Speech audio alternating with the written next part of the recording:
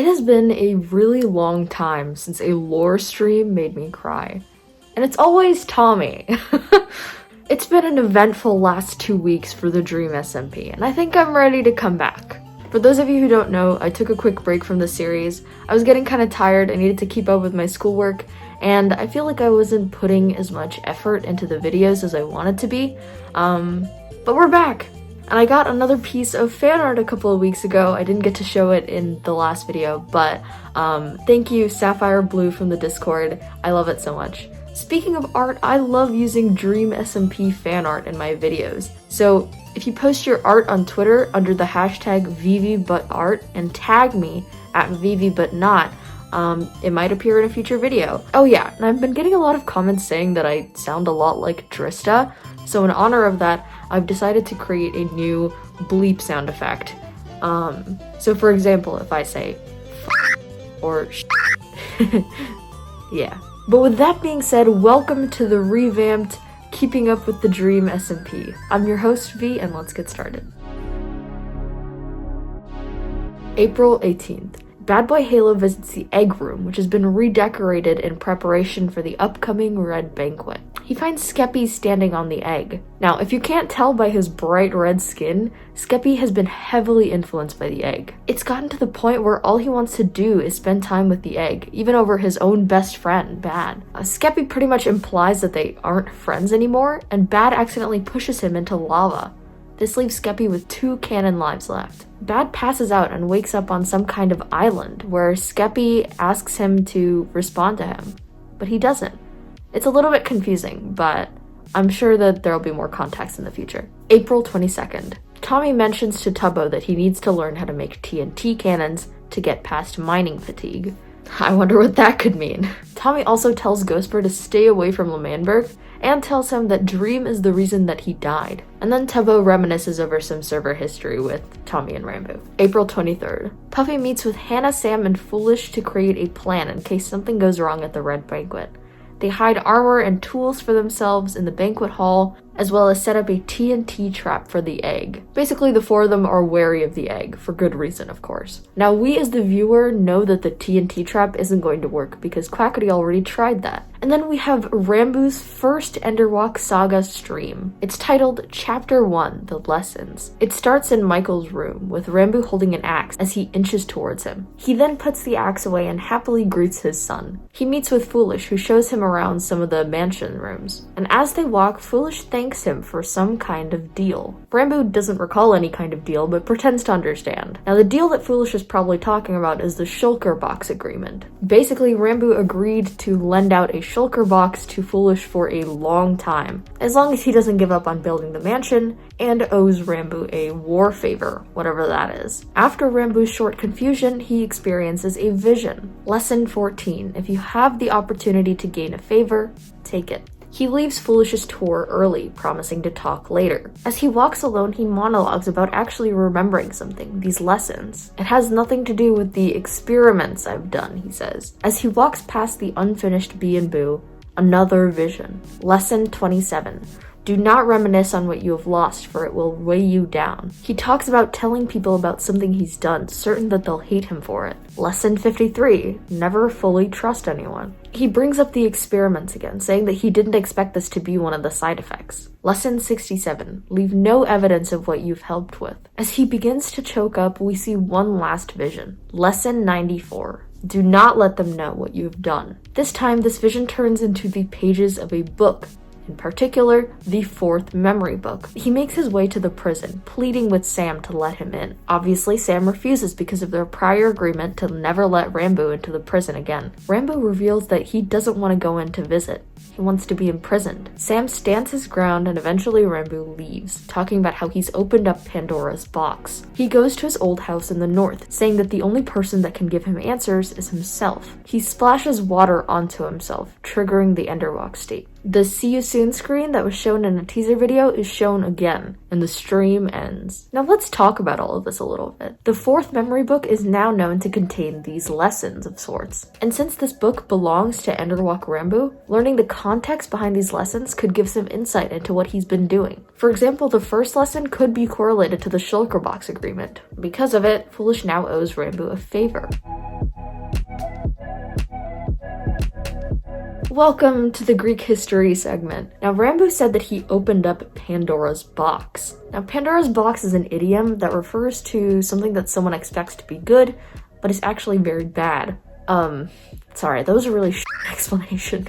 But to put it into mythological context, basically, this guy named Prometheus gives fire stolen from the heavens to the humans. And so Zeus punishes the humans by creating the first woman, Pandora. It's a curse because she's beautiful, but also evil by nature. We don't have to talk about the sexist implications of this.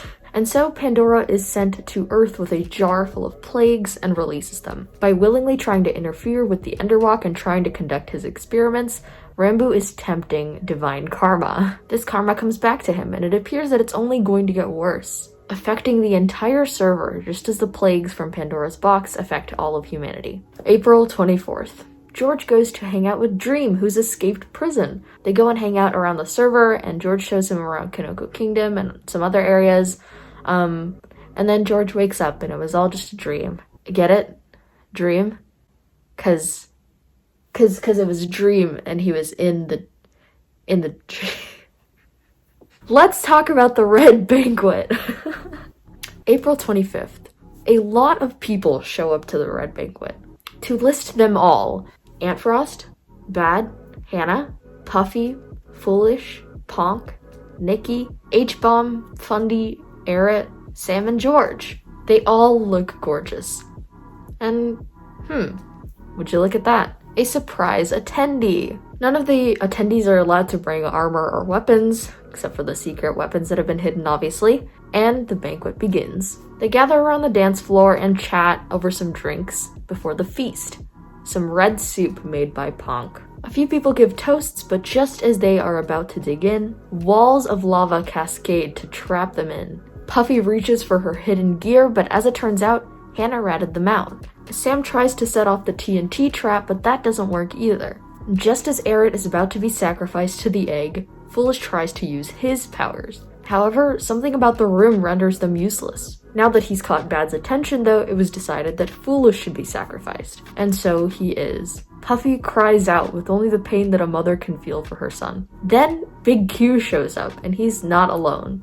With the paid help of Technoblade, the remainder of his dog army, and Purpled, he bravely stands up against the egg pyre. We love Purpled lore.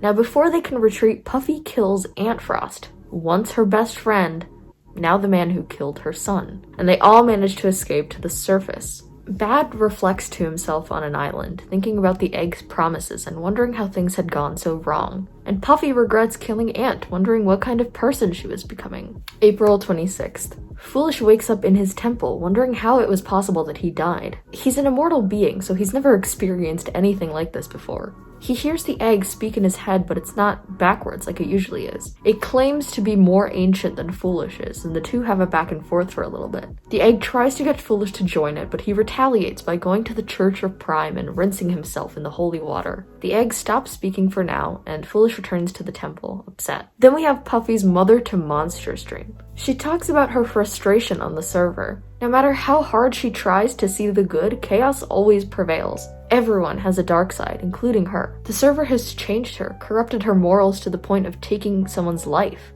Her best friend's life, of all people. Yet somehow, she doesn't regret doing so. She talks about the server entering a dark age and the end of her role as a protector. April 27th. Foolish and Ponk have a short interaction. Ponk regrets what happened to Foolish, who's always been kind to him. He apologizes, saying that he's really only with the egg for the free stuff, and offers to build a bridge for Foolish. But Foolish isn't foolish. Sorry, I have to stop using that pun. It's just so good. And he's a little doubtful, but the two don't seem to be entirely on bad terms now. And then the Tommy stream. He meets with Tubbo and Rambo, who give him a totem as he prepares for what he's about to do. They revisit areas of significance. Poctopia, the exile area, as Tommy talks about how difficult it all is. He needs to do this for everyone on the server, so that no one can ever feel the pain that he did, and that they can never become as broken as he is. He needs to kill Dream. Tubbo and Rambo give him supplies, and he even hugs Rambo. Aww. April 29th.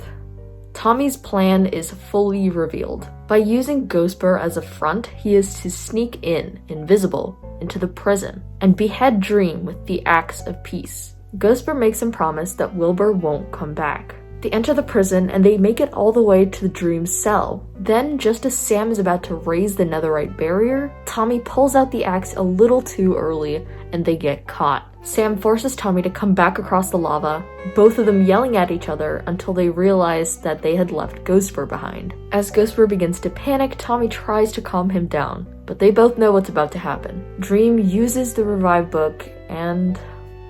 goodbye, Ghostbur. Tommy and Sam are furious with each other, both of them yelling at each other to shut up. Tommy exits the prison with Friend, the only thing left of Ghostbur, and see Tubbo and Rambo waiting for him. He breaks the news to them and they head to L'Manberg, where Wilbur has just returned. Wilbur looks around at the immense destruction that's been caused to L'Manberg, asking with a laugh if he was the one that did that. He's more excited than ever to be back, and yells, "Thank you, Dream," to the rising sun. As Wilbur leaves, excited to get started, Rambo turns to Tommy and says, "What the hell did you do?" Later, Rambo breaks the news to Phil. Now, Rambo wasn't as emotionally attached to L'Manberg as some of the other people were, but he can see how the revival could have an effect on people. Phil is curious to meet with Will, but he's also scared of what might have happened in the last 13 years. And that, ladies and gentlemen, is the lore of the last 2 weeks. So it has come to my attention that a lot of people have recently discovered my channel from this YouTube comment that I left. Basically, there is a good friend, I would say good friend of mine, that makes a lot of really cool, like, Lemon Demon music that I use in my videos sometimes. And I left a comment on this video saying I'm going to replace this song as my outro, and that video ended up getting a lot of attention, which is really awesome. But a lot of people wanted to see if I actually did it, and indeed, it is my new outro now. So yes, the outro does sound a little bit weird, and no, you're not going crazy. Remember, if you want me to use your art in my videos, tag me on Twitter and use the hashtag VVButtArt. If you do both of those things, and make sure it's your art, obviously, then I will probably use it in a future video. Here are my 2 favorite comments from the last episode of Keeping Up with the Dream SMP. Comment down below and your comment might be one of these. If you enjoyed this video, like it, subscribe. I really appreciate all of your support, and have a nice day.